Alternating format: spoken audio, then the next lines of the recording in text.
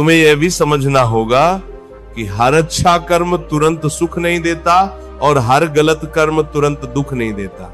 यह संसार परीक्षा हॉल है, यहाँ निगरानी भी है और समय भी, लेकिन परीक्षा के बाद परिणाम निश्चित है। इसलिए श्री कृष्ण कहते हैं, अधर्म को देखकर डरो मत और धर्म को देखकर अधीर मत बनो।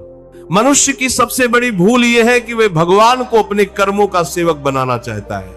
वह कहता है मैंने ये किया, अब तुम ये दो।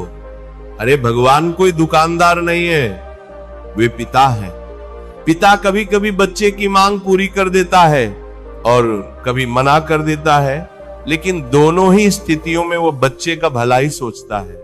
जिस दिन तुम यह स्वीकार कर लोगे कि मेरे जीवन में जो भी हो रहा है वो मेरे विकास के लिए हो रहा है, उसी दिन से कर्म का बोझ हल्का होने लगेगा।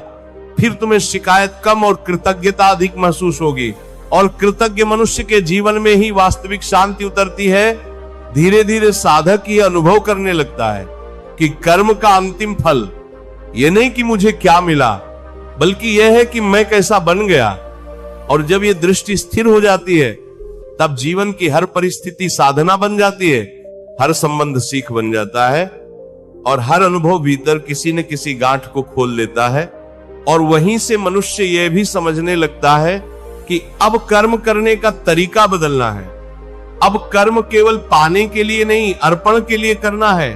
और जैसे जैसे ये भाव गहराता जाता है, वैसे वैसे जीवन की घटनाएं भी एक अलग अर्थ लेने लगती हैं, और यहीं से आगे की समझ शुरू होती है, जहां ये प्रश्न उठता है कि अगर सब कुछ कर्म से बंधा है तो मुक्ति कैसे मिलेगी।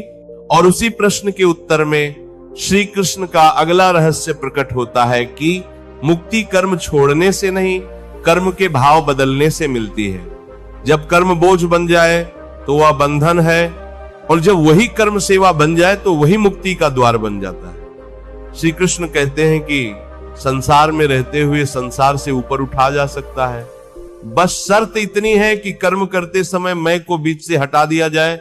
जब करने वाला मैं नहीं रह जाता, तब कर्म भी नहीं बांधता। और जब ये समझ गहराती है, तब मनुष्य ये देख पाता है कि दुख आए तो टूटना नहीं है, सुख आए तो खो जाना नहीं है। दोनों ही स्थितियां आती जाती हैं, लेकिन जो स्थिर रहता है वही साधक।